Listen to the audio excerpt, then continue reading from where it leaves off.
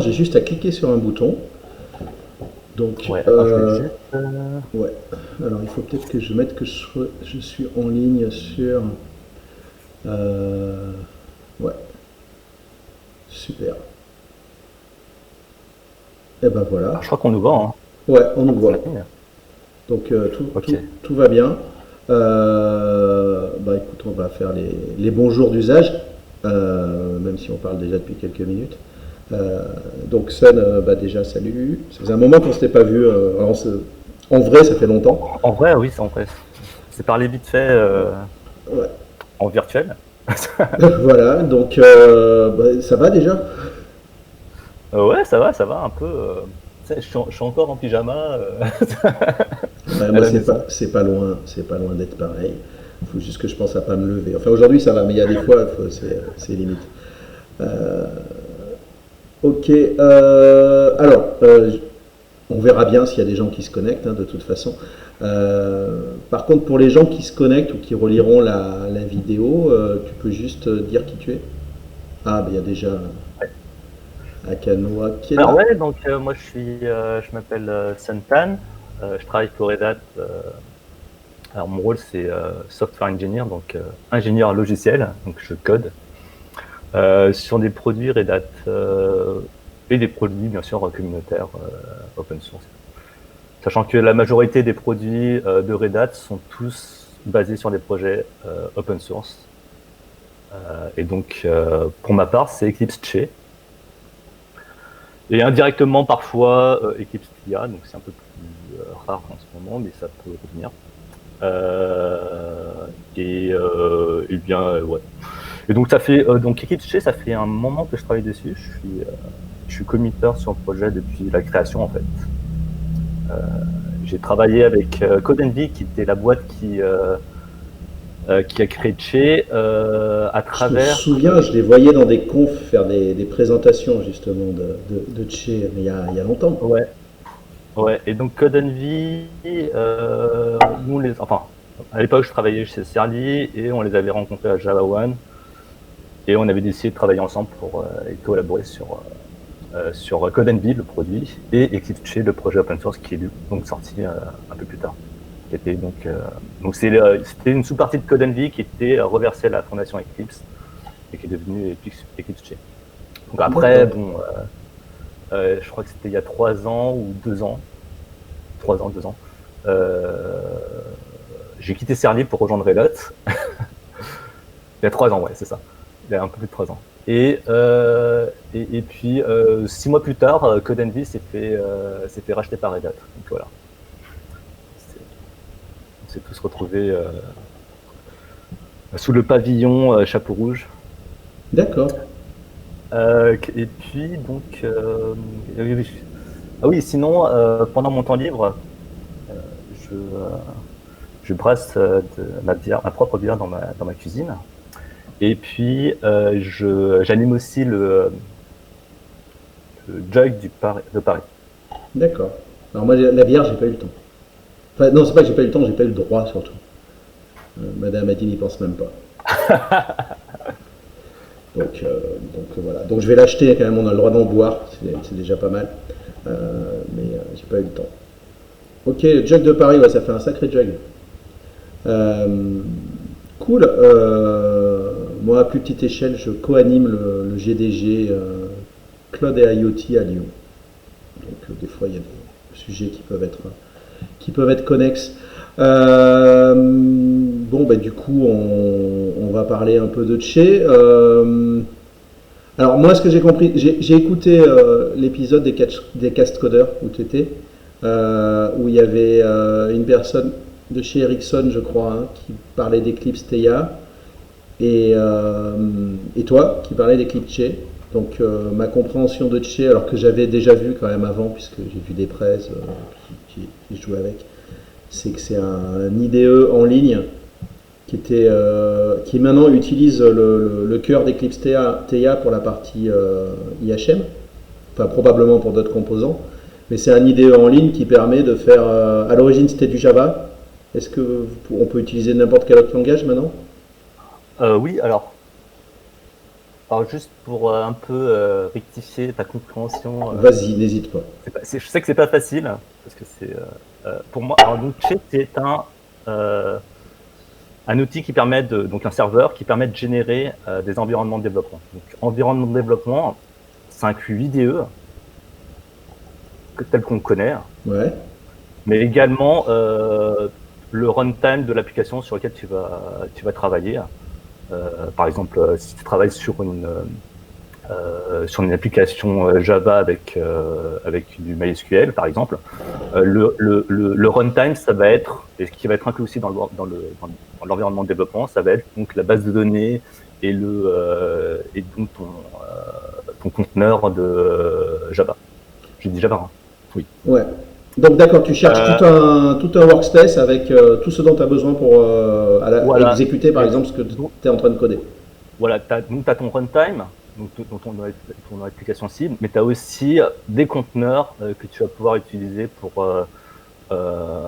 guider ton application. C'est-à-dire que finalement, dans Che, ça apporte tout ça et ça te permet de t'affranchir en fait de toute installation. Tu as déjà tout installé et tout configuré pour travailler, pour lancer ton application, pour tester ton application, pour le débugger, etc., etc. D'accord. Alors tu veux dire que quand je lance un environnement Che avec tout ce que j'aurais configuré, en fait tout ce dont j'ai besoin, j'ai plusieurs containers qui sont lancés. C'est pas tout dans un seul, par exemple. En fait, tout est basé sur des conteneurs. Donc il y a un conteneur pour l'IDE qui est donc Eclipse TIA par défaut. Mm-hmm. Mais après, tu as plein de sidecar containers. Donc ça peut être des plugins. Ouais. Sachant que les plugins Che ont une spécificité qui est assez particulière par rapport à une extension VS Code classique dans TIA, c'est que dans Che, nos plugins, on va pouvoir donc y ajouter des extensions et un conteneur sidecar contenant toutes les dépendances. Et ce qui est très différent de l'utilisation classique en fait d'une extension dans TIA ou dans VS Code, où tu vas dire bon, moi j'installe mon extension, mais si j'ai pas en fait de dépendance, la bonne dépendance, par exemple si je veux faire du Rust, j'installe l'extension Rust, mais ça veut pas dire que tu as Rust d'installer en fait, les binaires de Rust d'installer dans ton. Ils sont à part, ils sont dans un autre container. C'est-à-dire que dans un mode en fait Code Spaces ou TIA ou Mode, tu vas devoir en fait te recréer une image conteneur parce que d'accord, j'ai compris. Avec des dépendances, alors que dans Che, on va dynamiquement juste dire utilise ce conteneur qui a déjà la dépendance et ça va marcher. Ok. Et du coup, alors il y a Kanoa qui pose une question. Comment se fait l'isolation dans les workspaces? Alors, je sais pas si tu connais un peu Kubernetes. À Kanoa. Ouais, il connaît un peu, il fait comme moi, il bidouille sur plein de trucs. Donc, alors, en gros, un workspace est généré dans un pod Kubernetes. Et donc, ensuite, l'isolation, elle se fait là. Donc, on a un volume qui est dédié, enfin, un ou plusieurs volumes qui est dédié donc, à ce pod pour le workspace. Et donc l'isolation se fait là. On a des règles de sécurité pour restreindre en fait l'accès à d'autres utilisateurs à ce pod. D'accord. C'est-à-dire que moi, quand je me connecte en fait à Che, je me connecte avec un utilisateur et j'ai accédé seulement à mes pods, à mes workspaces qui sont visibles que pour moi. Et donc ça, c'est une sécurité qui est définie dans Kubernetes et qu'on réutilise du coup dans Che. Ok. Donc vous appuyez complètement sur les possibilités de Kube pour ouais, en fait, donc on dit que Che c'est un IDE cloud natif dans le sens où on utilise un maximum des capacités de Kubernetes pour créer cet outil.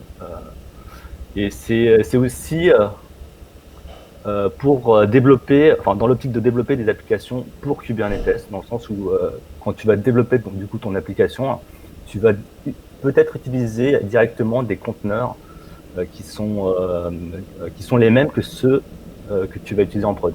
D'accord. Et ouais, vas-y. Non, vas-y.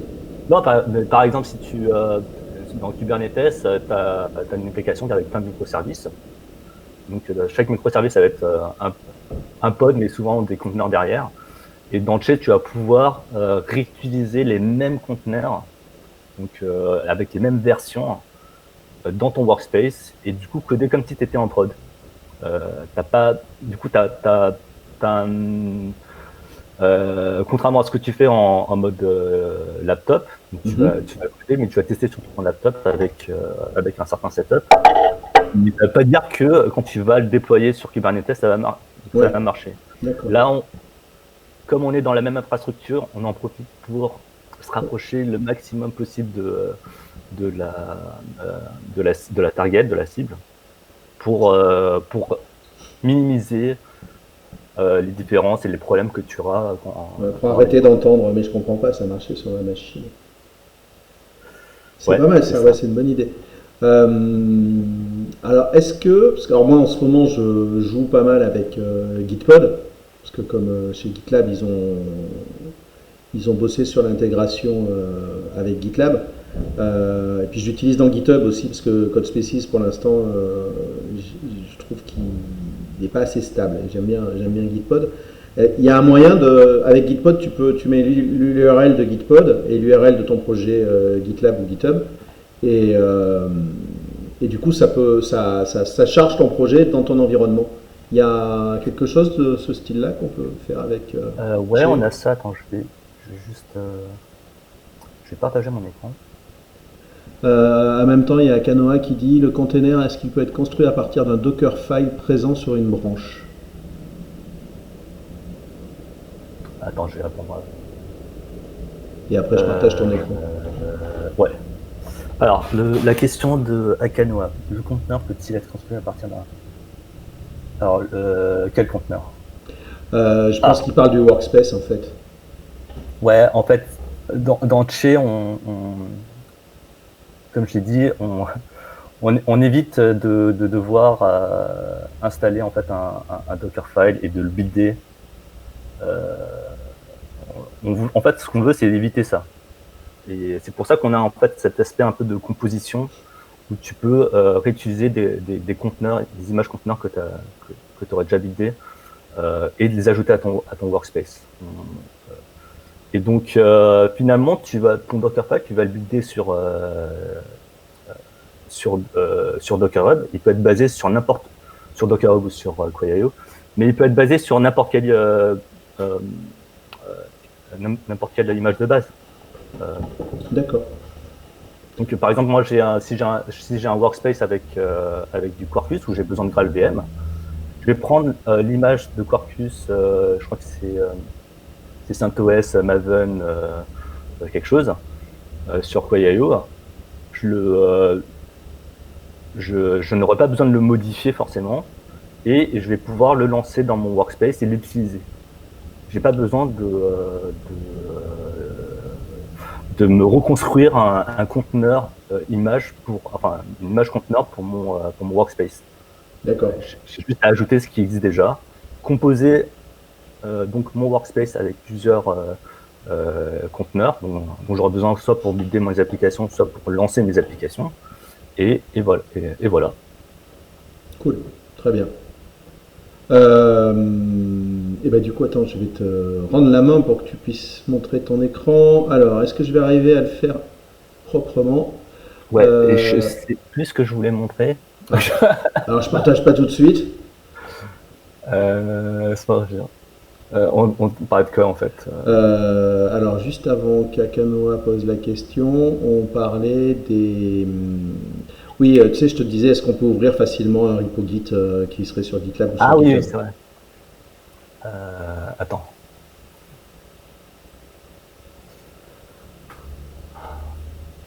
Ouais, tu peux Alors, partager.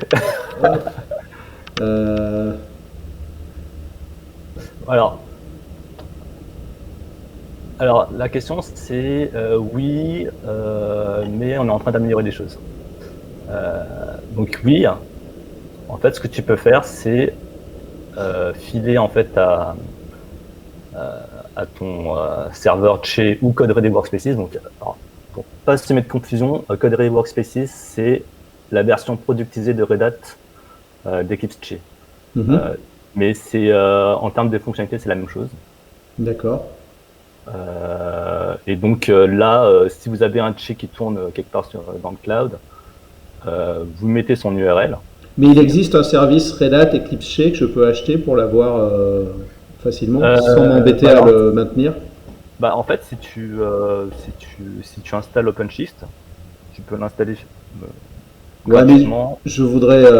En fait, moi, c'est même pas une histoire de gratuit. En fait, je veux pas juste pas m'emmerder. Est-ce qu'il y a un service managé d'Eclipse Che en fait? Alors, je crois que ça va venir. Là, je vois le commentaire de Sally. Il me déconcentre. Alors, On était sur. Tu penses que ça va venir, ah oui, le service managé? Ouais, en fait, il y a un. Alors, je sais pas comment, dans quelle forme ça va. Peut-être que c'est lui qui a plus d'infos. Mais en fait, on a un truc qui va s'appeler le Dev Sandbox et qui va arriver en décembre normalement. C'est ce qui était prévu. Pour Noël, et qui va ça va te permettre en fait de lancer des clusters OpenShift pour jouer avec. D'accord. Et je crois que et par défaut, il y aura du Che à travers Code Ready Workspaces. Ok. Par défaut. Bon, Et ben, donc tu pourras donc après, je sais pas quelle est la formule. Est-ce que ça va être quelque chose de payant ou quand ça sortira, on se fera un petit café là comme ça pour voir parce que le fait de pouvoir, je donne l'exemple de Gitpod, hein, mais c'est un peu le même principe avec CodeSpaces, le fait de pouvoir travailler facilement sans rien installer sur ton Ouais. poste, c'est quand même super pratique.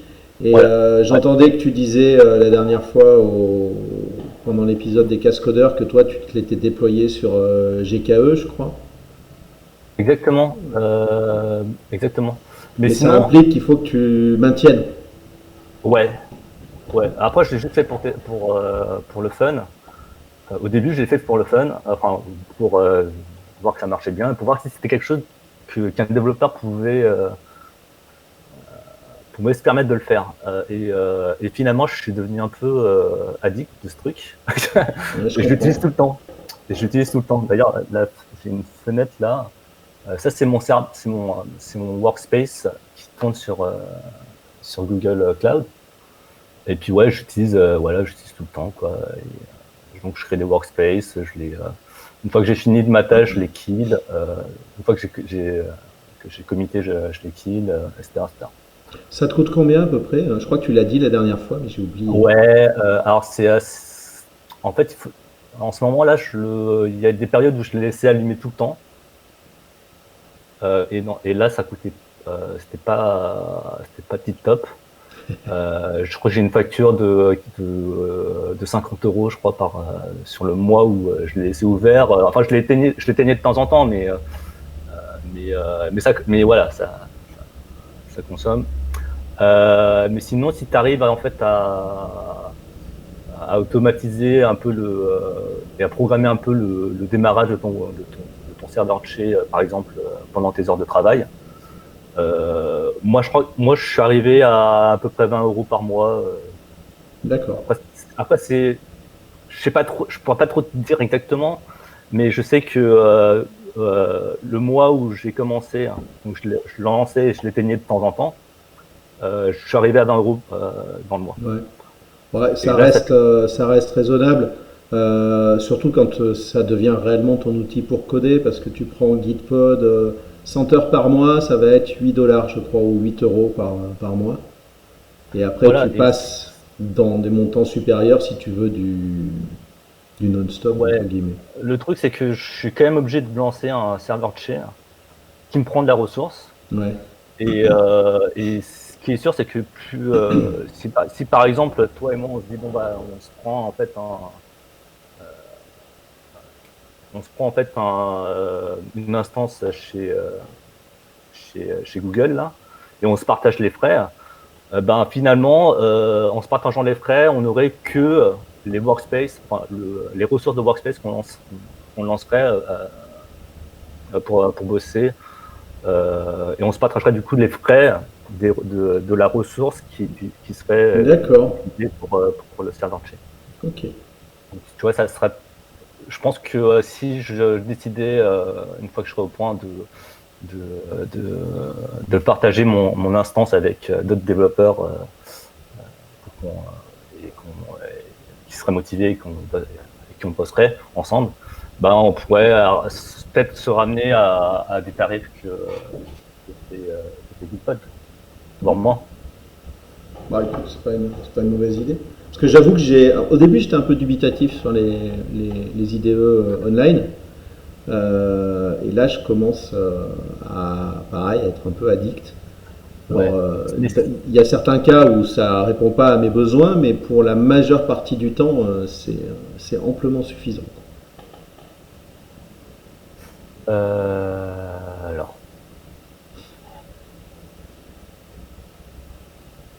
Sinon, pour tester, on a une instance qui va donc être remplacée par Dev Sandbox, qui s'appelle chez OpenShift.io. Ah oui, c'est ce que disait Tug tout à l'heure. Ouais. Il avait mis un petit commentaire. Et qui, donc ça permet de l'utiliser gratuitement, de lancer des projets, certains projets. Donc moi, je l'utilise pas mal. Ouais. Bah, comme tu peux le voir là. Par exemple, j'utilise quand je veux merger mes PDF. Attends, je te montre ça. C'est un peu juste tricher. Alors mon dev file pour merger les PDF, il se trouve. Je me suis fait un petit script rapidement pour stocker tous mes dev files que j'ai dans le monde. Et donc moi j'ai un dev file qui permet de me lancer un workspace et de générer et de merger mes PDF. Je sais pas toi comment tu merges tes PDF. C'est une bonne question. J'ai pas à le faire souvent. J'ai souvenir que quand j'avais à le faire, je m'énerve un petit peu, mais je crois qu'avec l'outil Preview, le reader PDF d'Apple, en fait, tu peux le faire. La dernière fois que j'ai fait ça, j'ai utilisé le Preview d'Apple. Ouais. En fait, avant, moi, j'étais sur Debian. Ouais. Et j'avais un outil en ligne de commande qui s'appelle PDFTK. D'accord. Et sauf que quand je suis passé sur RHEL, quand je me suis fait embaucher, j'ai pas réussi à le retrouver sur ma machine. Donc j'ai galéré là un peu. Et je me suis dit, bah, je vais le dockeriser. Je vais le mettre dans une image Docker. Comme ça, quand j'ai besoin de merger mes TF, je peux utiliser en ligne de commande. Mais tu sais, avec Docker, c'est galère parce que tu montes un volume, tu as des problèmes de permission et tout, de droit, ça marche jamais bien. Donc je m'en suis fait un workspace, donc j'ai fait un dev file qui donc inclut mon conteneur et où je monte par défaut des volumes, donc et où j'ai donc à ma droite, donc ça va apparaître, des commandes pour faire le merge de PDF. Ok.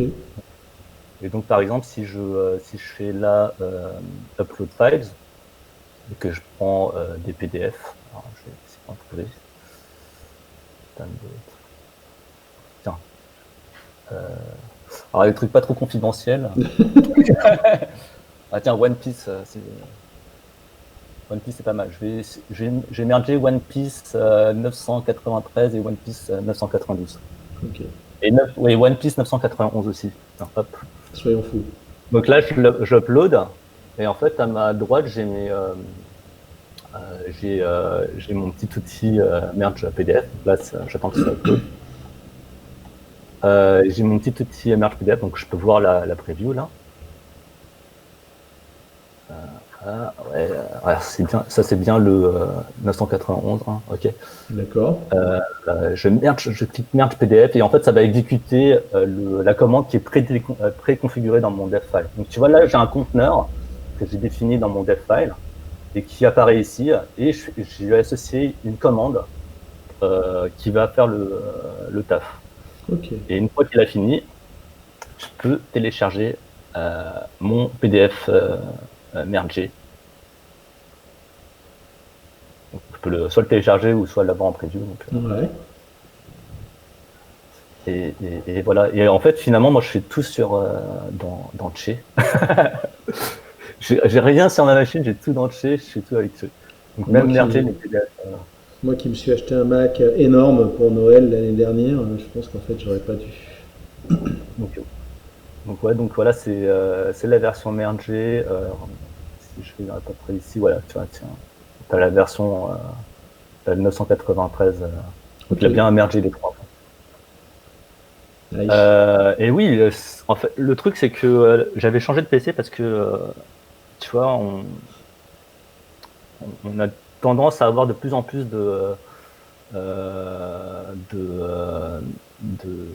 à demander de plus en plus de ressources à nos machines parce que maintenant qu'on code dans le cloud, il faut qu'on charge le microservice A, B, C, D, plus la base de données, plus tel service, et plus Kubernetes, plus OpenShift. Et donc ton laptop, il a tout le temps besoin de plus de mémoire, de CPU. Et, euh, et, euh, et, euh, et donc finalement, ça te revient en fait à mettre à jour ton laptop tous les 3 ans. Donc, c'est ce qui, euh, c'est ce que, c'est le constat que j'en ai. Parce que moi, je suis arrivé chez Red Hat donc il y a 3 ans, et puis 3 ans plus tard, il fallait que je rajoute plus de RAM. Il fallait plus 16 Go, il me fallait 32. Euh, et, euh, et effectivement, si tu dis finalement un laptop qui va te coûter 1000 balles ou 2000 balles, si tu fais le calcul, 30 euros, enfin 20 ou 30 euros par mois, finalement, c'est pas si cher que ça, sachant que tu peux garder le même laptop pendant C'est vrai. plus longtemps et du coup profiter aussi des prix à la demande des cloud providers pour faire un peu ce que tu veux sans ça se restreint Hmm. euh, par ton, par ton laptop. Donc il y a plein de questions sur le chat, je vois. Ouais, non, il y a surtout. Bon, il y a d'abord une question d'Akanoa qui voudrait voir un des fameux dev files. Ah, Sébastien qui change de pseudo à chaque fois, non, j'ai l'impression, qui dit que ça manque de YAML de toute façon. Mais c'est surtout, ouais, Akanoa voulait voir à quoi ouais. ressemblait un dev file. Alors le dev file. Puis après, j'aurai quelques Euh, petites. ouais, Non, il y a encore. Après, il y a d'autres questions, donc ouais. je poserai les miennes Alors après. le dev file, on va regarder merge PDF.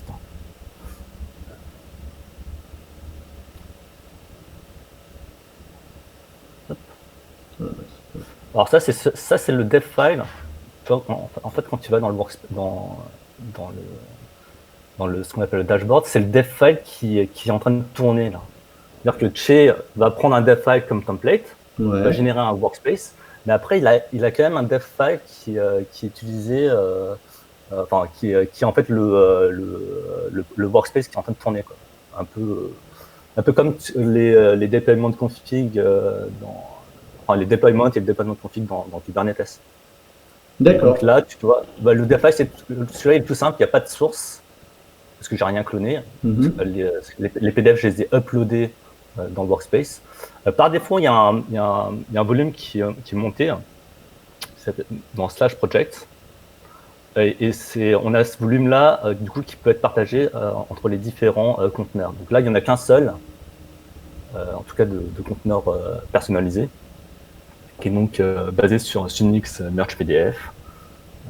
Alias, c'est pour l'afficher comme on veut. Et puis là, j'ai la commande. Je dis que cette commande, elle doit être exécutée dans mon composant Unix Merge PDF, qui est donc ce, ce conteneur. Et c'est pour ça que tout à l'heure, donc, on voyait sur le panel de droite donc la commande qui D'accord. était déjà définie. Et après, tu peux rajouter d'autres trucs dans ce dev file. Tu peux rajouter donc d'autres conteneurs si tu veux avec le type Docker Image. Mais après, nous, on a plein de plugins qui sont en fait basés sur des extensions VS Code. Ok, alors ça va peut-être faire le lien, je suis pas sûr, mais peut-être que je me trompe, avec la Attends, question de François qui demande quid alors, des. Quid ouais. des. Alors nous, Che est basé sur TIA et donc Red Hat ça fait partie d'une des grosses contributions de Red Hat, c'est c'est d'être compatible avec l'API des extensions VS Code. Alors, tu peux installer tu peux installer dans Che à travers TIA des extensions VS Code. Donc, comme je te disais, la différence, c'est que là, si je prends, je sais pas moi, Quarkus, Au hasard. au hasard, Quarkus. Donc là, tu vois, il va te filer un ID, je peux cliquer ici, qui correspond.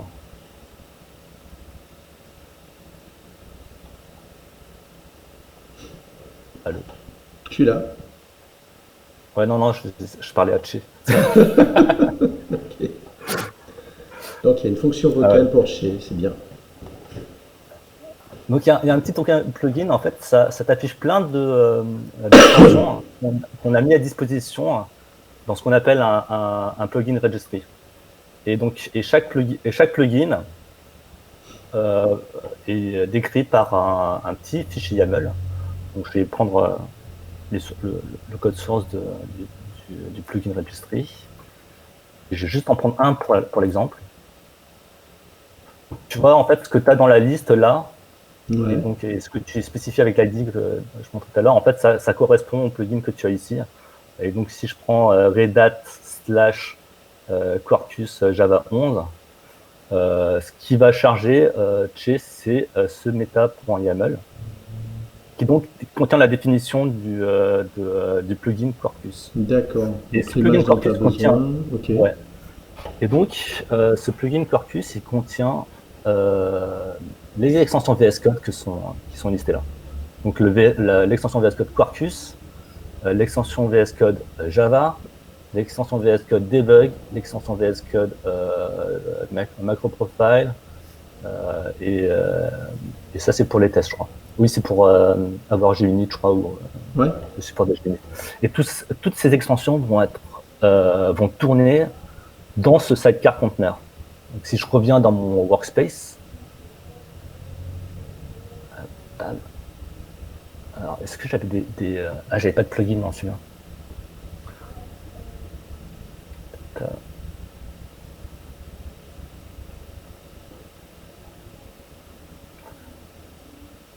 Et donc, dans mon workspace, là, tu as les conteneurs que tu as définis dans la partie components de type Docker Image.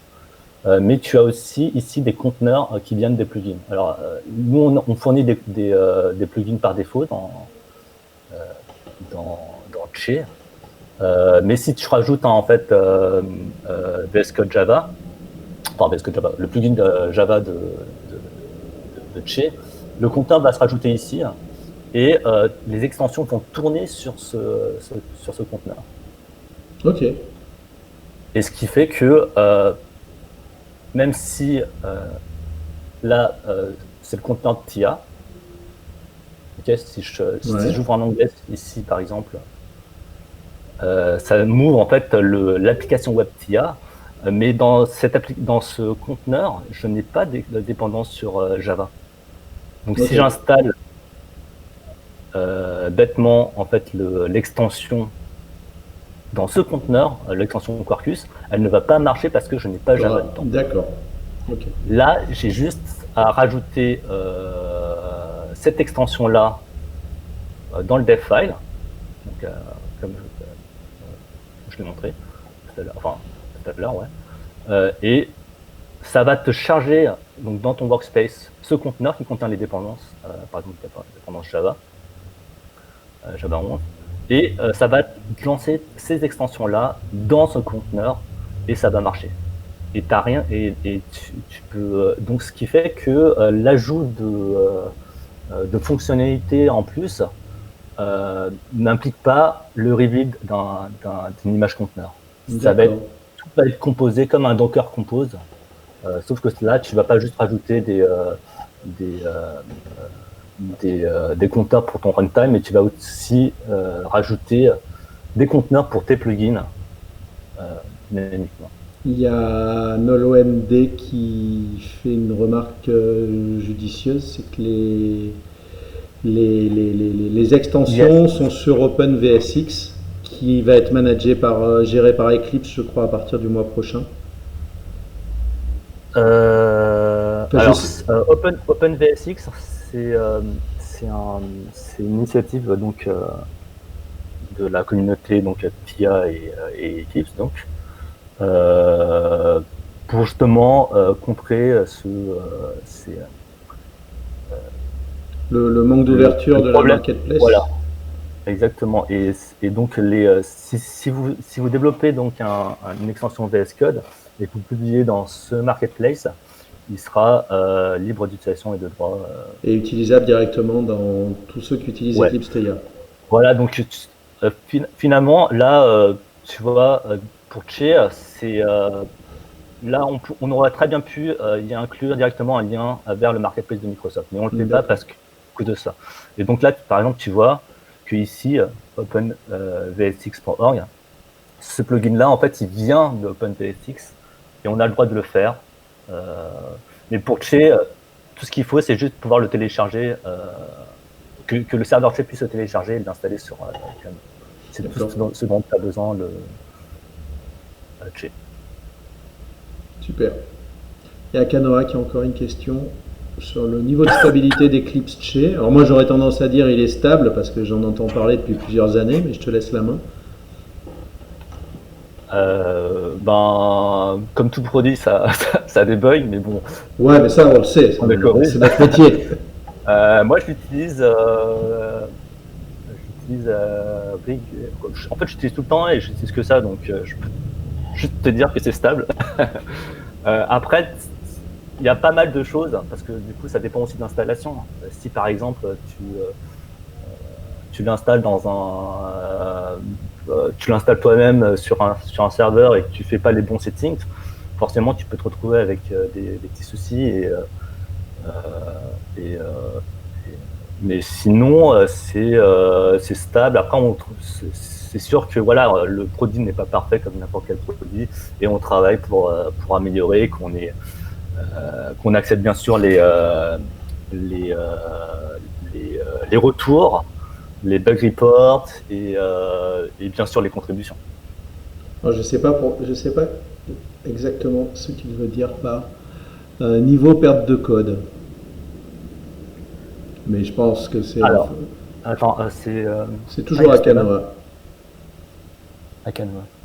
Qui demande. Enfin, c'était la suite de sa question, je pense. Niveau perte de code. En même temps, il troll peut-être.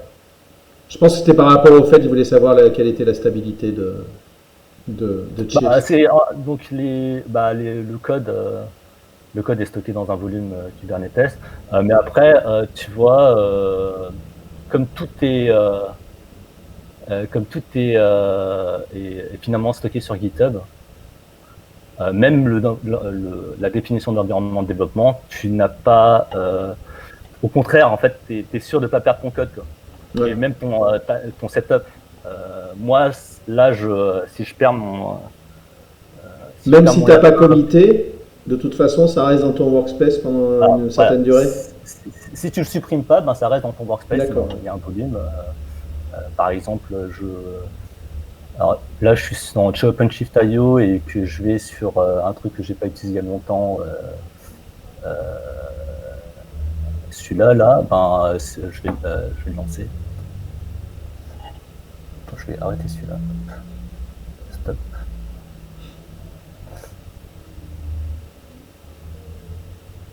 et je vais lancer Chain Cloud, NG Cloud.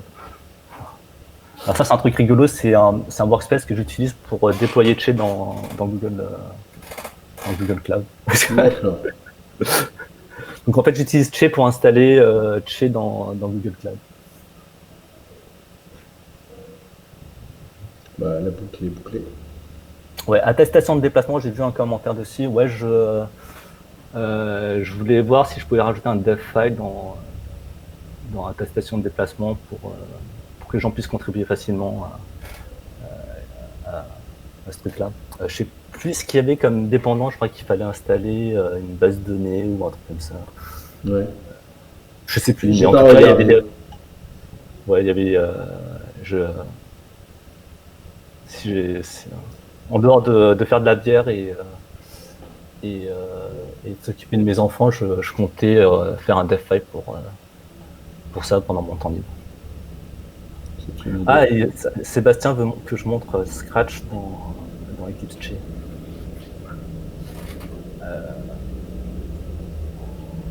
J'ai supprimé le workspace, je crois, en plus. Mais je peux le régénérer. Ah, c'est ça qui est bien. Donc, j'avais fait sur mon instance GCP. Tu avais supprimé, donc normalement, il n'est plus là, le Scratch, mais je peux le régénérer. Allez, je le régénère. Où est mon dev file? Alors pendant que tu le régénères, moi je vais poser une question dans le chat. En fait, c'est ce projet-là. Où je montrais du coup dans une démo avec EclipseCon comment on pouvait rajouter des blocs Scratch pour interagir avec Kubernetes. Et donc, je vais juste faire un truc. Je vais changer mon serveur cible. Je vais mettre GCP. Et vous n'avez rien vu. Je vais juste cliquer ici dans un onglet et puis ça va me générer mon environnement d'élevant dans GCP. D'accord. Et je vais pouvoir vous faire la démo de... zut. Petit bug. Parce que je crois que j'ai supprimé ce fichier dans un bug, c'est un effet démo.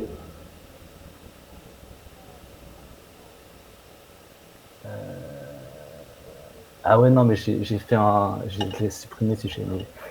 Je vais juste modifier vite fait le dev file.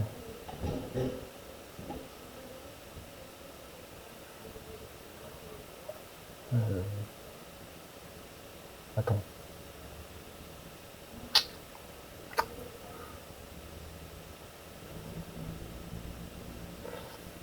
Attends, je prends ça.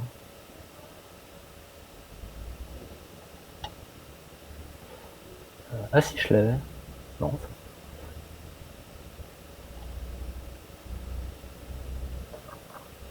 Donc si je mets VS Code Didact.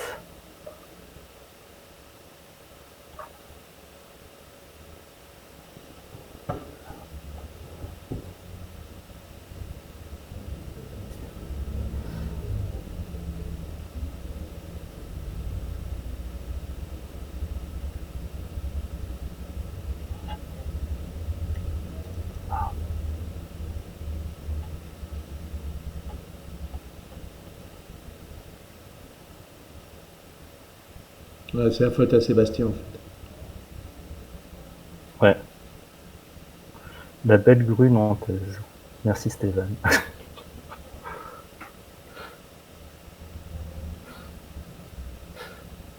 Ouais, je disais à Philippe avant le live que c'était un format assez sympa parce que du coup tu pouvais faire un espèce de session de pair programming donc avec quelqu'un qui connaîtrait pas très bien et un expert entre guillemets. Et du coup découvrir une techno par ce biais-là, ça peut être sympa comme format qui change un peu des formats classiques talk.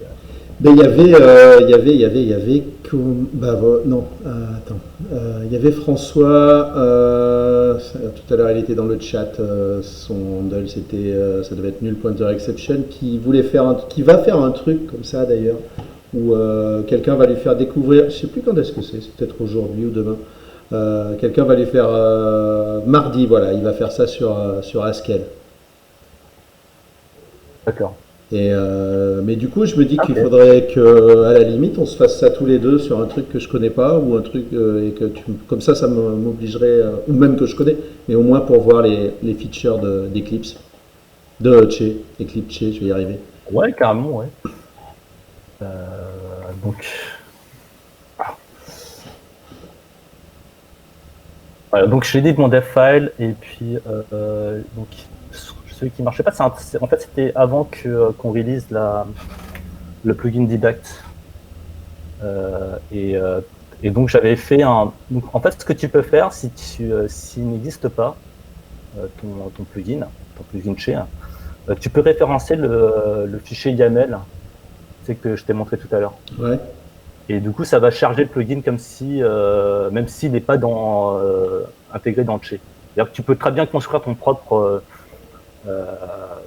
plugin chez avec le Mhm. conteneur et les extensions, le mettre quelque part sur Gist, ou en tout cas accessible en HTTP, Ouais. et le rajouter dans ton dev file pour le faire marcher. Et donc c'est comme D'accord. ça que j'avais fait.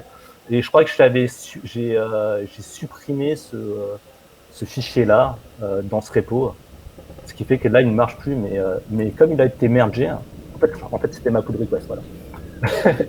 C'était ça devait être, je pense, ah oui, c'est en fait, il faut que je mette la bonne version. Donc, la pull request que j'ai mergée, et du coup, comme la version a été révisée, la version 18, celle-là a disparu. Et si je D'accord. fais ça, à un moment, ça devrait marcher. Et puis, je vais committer. Yep. Ah, vous avez Je des fais normes relance. de messages de commit assez C'est poussées. chez moi, là, ça va.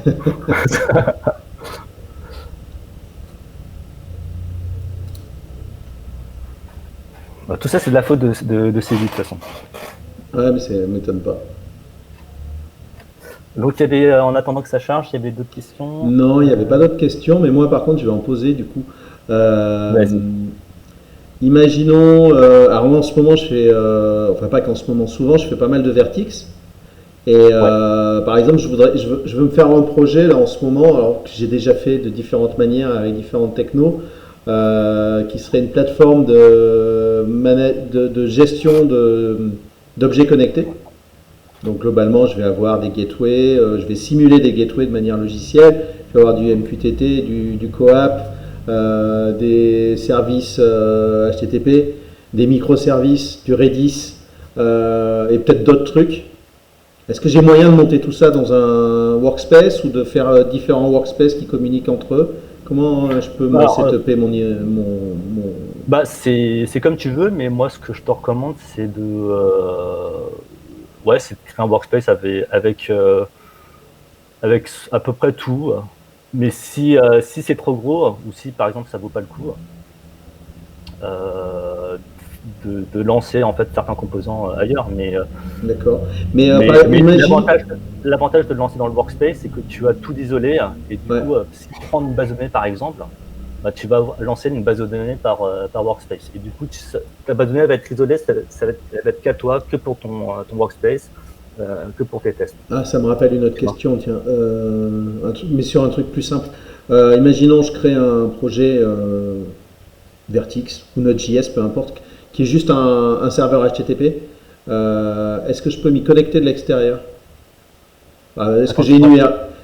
Je lance une appli Vertex qui écoute sur le port 8080 d'Anché. Ouais. Est-ce que quelque part dans un autre navigateur, je peux avoir une URL qui va aller en fait appeler ce Oui, service? oui, oui, tu peux. Je crois que dans le DevPy, il y a une option pour Ouvrir prendre en les... fait tes URL Parce que du coup, en fait, dans un conteneur, tu peux lancer ton application et donc ça va se représenter comme ça. Là, c'est pas le cas parce que c'est. Ouais. Et imagine que ça, c'est c'est le conteneur de ton app et que tu exposes le port 8080 qui serait par exemple TIA. Celle-là va être accessible de l'extérieur, sauf qu'elle va être sécurisée par Keycloak. D'accord. Par défaut. Okay. Mais tu peux très bien dire dans le dev file, cette URL ne la sécure pas. Et avoir quelque chose de public. Et du coup, elle serait accessible en public sans devoir s'authentifier par Keycloak. Ok. Bon, je vois que Sébastien rajoute quelque chose. Je suis pas sûr moi d'avoir compris, mais peut-être que toi ça te parle. Alors, par défaut, c'est les URL que tu exposes. Si je prends un dev file. Alors là, mon problème, c'est que j'ai trop de dev files partout. Des fois, je suis un peu perdu. C'est pour ça que je me suis créé ce petit. Alors, qu'est-ce que je peux prendre? Je vais prendre ça, ce dev file là. Moi, j'aime bien. Dev file. Donc, tu vois, là, c'est un composant, donc un conteneur. Et je peux dire, voilà, j'ai un endpoint qui va écouter sur port 8080 et qui va être accessible de l'extérieur. Et du coup, quand je vais lancer mon application, je pourrais y accéder. Il va me fournir une URL, une route, et je pourrai m'y connecter dessus.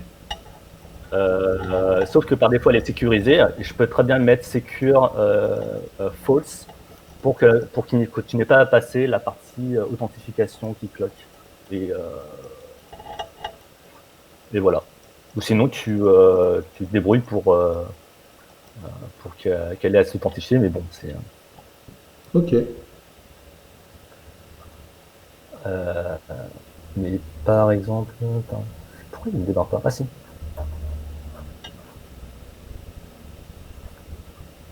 Attends, je regarde juste sur.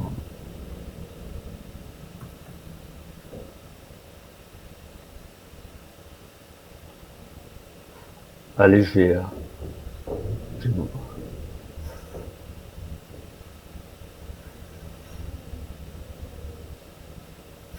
Je partage un peu mon mon sandbox.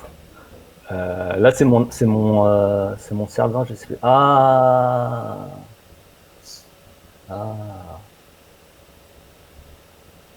Il n'a pas réussi à démarrer.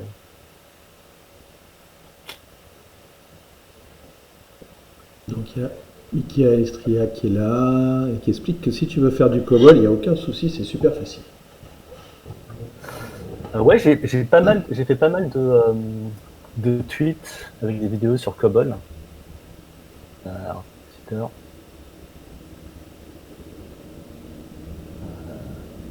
Non, pas ça. Hop, je le cache. Alors c'est avec le hashtag CheJoy, je crois. Je mets COBOL en plus. Donc en fait, CheJoy, ce sont des tweets que j'ai créés.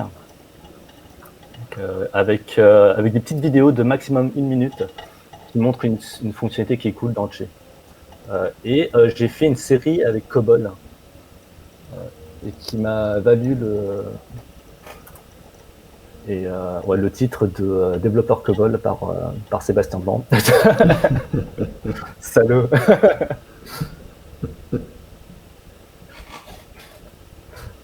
Et oui, donc tu peux faire du COBOL. Et en plus, je crois que dans OpenShift, il y a moyen de spawner des serveurs COBOL dans OpenShift. Et donc, du coup, tu pourrais donc avoir l'environnement pour coder dans le COBOL qui tourne dans OpenShift à travers Che ou Code Radio Workspaces et te connecter sur un vrai serveur COBOL pour tes tests et tout. D'accord. Moi, j'avais utilisé une instance qui est fournie pour te former à COBOL.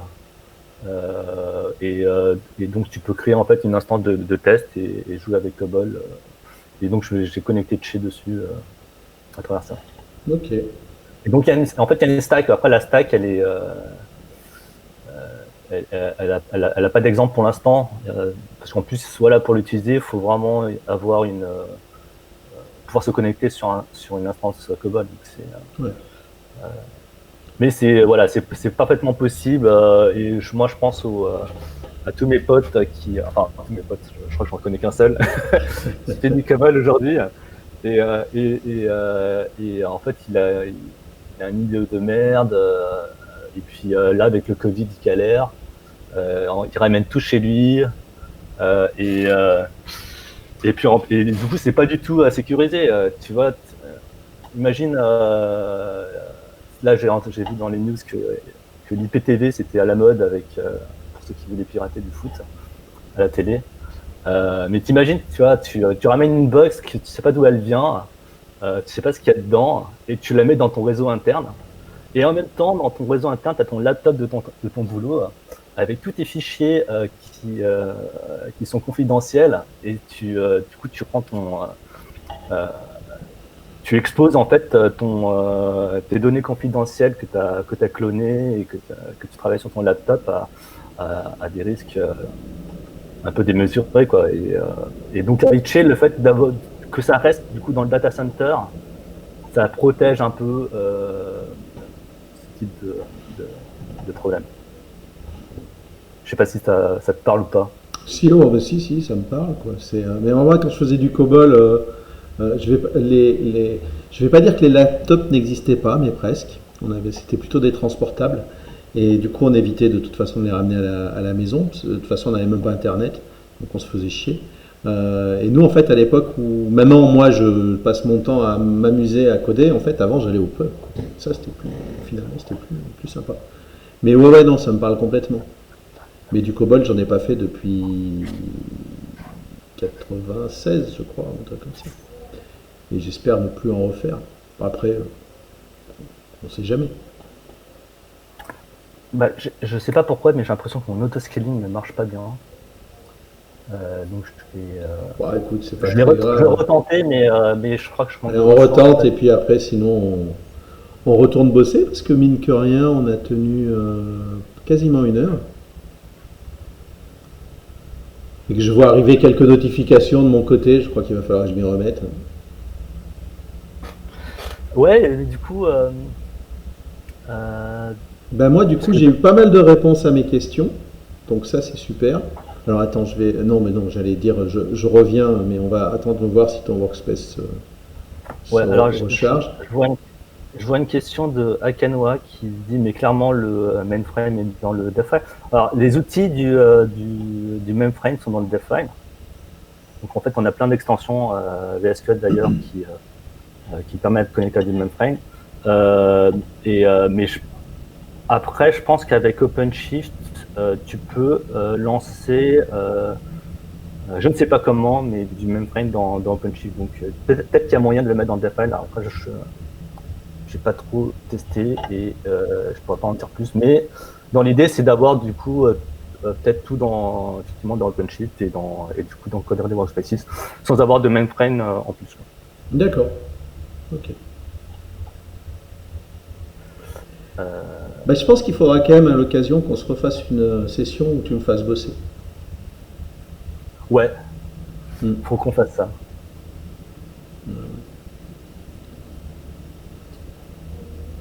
Je pense qu'on a encore un peu de temps dans les semaines qui viennent. Ouais, je lis un peu les questions si on en a manqué. Ouais, alors sinon pour Scratch, si j'arrive pas à le lancer, il y a, je crois que c'est sur le YouTube de la Fondation Eclipse. Il y a la vidéo le replay de notre talk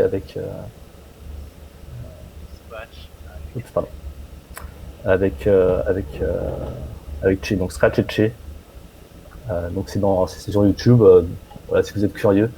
Donc l'idée c'est vraiment de fournir un environnement. Ah, mais le concept est génial, tu t'emmerdes plus à setuper ton environnement. Il y a des gens qui te l'ont fait pour toi, qui te le fournissent tout fait, mais c'est un gain de temps énorme. Ouais. Bah, moi j'ai fait ça, je sais plus quand est-ce que je l'ai mergé, hier je crois. Euh, alors pas avec Che, hein, avec Typepot, mais pour le projet Golo. Donc maintenant les gens qui veulent modifier Golo, rajouter des commandes dedans, faire des trucs délirants et tester, ils n'ont qu'un clic à faire et pareil ils ont leur environnement qui est tout prêt. Donc le concept C'est trop bien. Seb remet le lien. Hop. Ah, super. Ouais, je pense qu'il faut que je regarde ce qui se passe. Ouais, c'est un peu mon sandbox, donc Ouais, non, mais attends, il n'y a pas de, j'ai y a encore pas de des souci. trucs un peu optimisés. Bah, En déjà, plus, non, mais je suis bête. Je n'ai même pas fait cette démo sur cette instance-là. Je vais la lancer dans une autre. Attends. t'as Alors, je crois t'as que j'avais lancé. convaincu Akanoa qui va quand même creuser le sujet sérieusement. Ouais. Après, ouais, on peut faire une session un peu plus hands-on une prochaine fois. Donc, dog fooding, ah, c'est ça. Donc là, je peux lancer Scratch Kubernetes.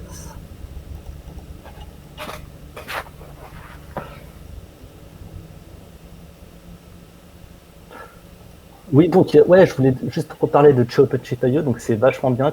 On peut tester Che avec cette instance-là. Le truc, c'est que, bon, c'est limité en ressources. Donc, par exemple, si tu veux lancer un vrai projet Node.js avec plein de fichiers, parce que ça prend plein de fichiers, bah, ça va pas marcher parce que ça prend trop d'espace disque.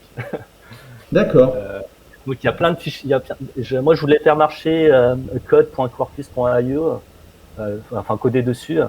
Mais ça, en fait, finalement, comme il y a un fichier Node.js, enfin package.json, Ouais. et donc j'ai pas réussi à le faire marcher dans cette instance-là, D'accord, par parce que exemple. ça, ouais, ça a récupéré toute la terre. Et voilà, c'est ça. Donc c'est après, j'espère qu'avec le truc qu'on va mettre en place en décembre ou un peu plus tard, on aura plus de contrôle dessus, plus d'espace, plus de moyens de faire des choses sympas, quoi. Ok. Voilà. Bon, bah écoute, c'était plutôt sympa. Alors, je vais reprendre la main. Je te fais revenir. Hop, la magie. C'était plutôt sympa et j'ai réellement envie qu'on essaye de se programmer ce truc où tu me fais bosser. Donc Ouais. faut qu'on rediscute pour voir quand est-ce qu'on peut faire ça parce que là ça donne envie d'en faire. Alors ça a l'air plus compliqué que Gitpod mais c'est parce que ça fait plus de choses aussi. Donc moi je suis prêt à me lancer. Et puis, Ok, bah, on peut se trouver un truc, je sais pas, un objectif, je sais pas. et ben, alors parce qu'après, parce que alors moi j'ai plus l'âge de faire du live coding parce que j'oublie, tu sais, comme les poissons rouges, hein, moi je fais un tour et j'oublie les trucs, donc je sais pas, quand je code j'ai toujours des exemples de fichiers dans tous les sens, donc j'allais dire, ouais on se fait du code Vertix, machin, mais alors Vertix, le support dans Theia, enfin pas, il y a le support pour Java, mais il n'y a pas encore le support pour Kotlin.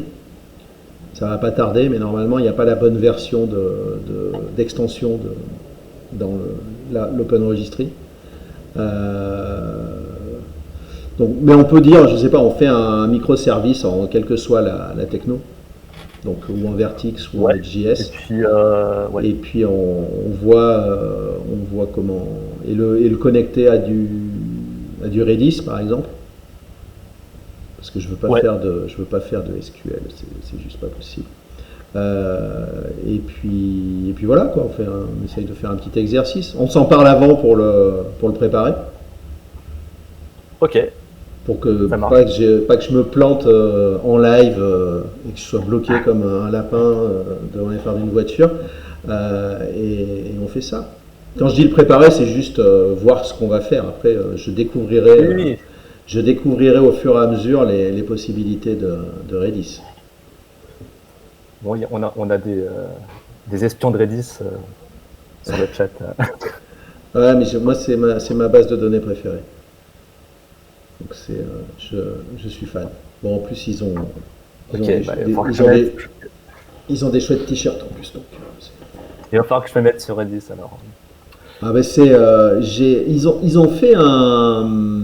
J'avais trouvé ça au DevFest Lille, si je dis pas de bêtises. Ils avaient un stand et ils avaient un petit fascicule où ils avaient repris la couverture des bouquins là pour les nuls et c'était Redis pour les nuls. Et il est extrêmement bien expliqué et j'ai découvert plein de trucs. Et pour commencer, je trouve super. J'imagine qu'il existe au format PDF quelque part et qu'il est facile à trouver. Mais moi, je suis fan. Jusqu'ici, ça répond à tous mes besoins. Alors après, moi, mes besoins sont.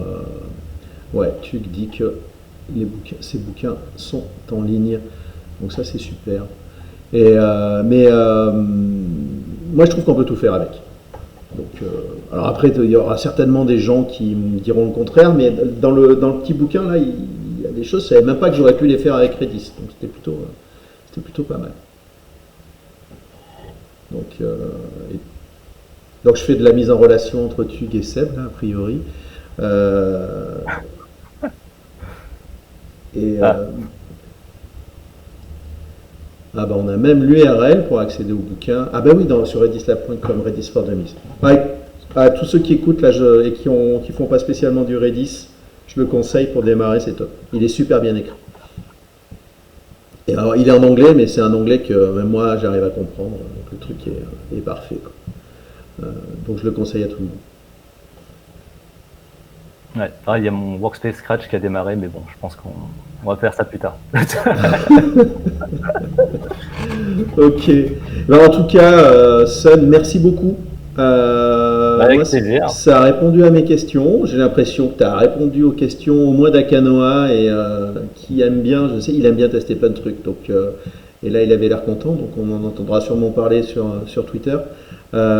C'était sympa de voir les autres personnes connectées. Et puis, écoute, on n'oublie pas de le faire, mais on essaye de se faire un tome 2. Ça marche. Voilà. Je commencerai par ma démo Scratch et puis on fera l'exo. Super. Eh ben, deal. On fait comme ça. Merci encore et puis à très bientôt et merci à ceux qui étaient là. Et puis, si je me suis pas planté, normalement, je devrais pouvoir mettre les choses quelque part sur YouTube. Merci à tous. À Salut. plus. Salut. And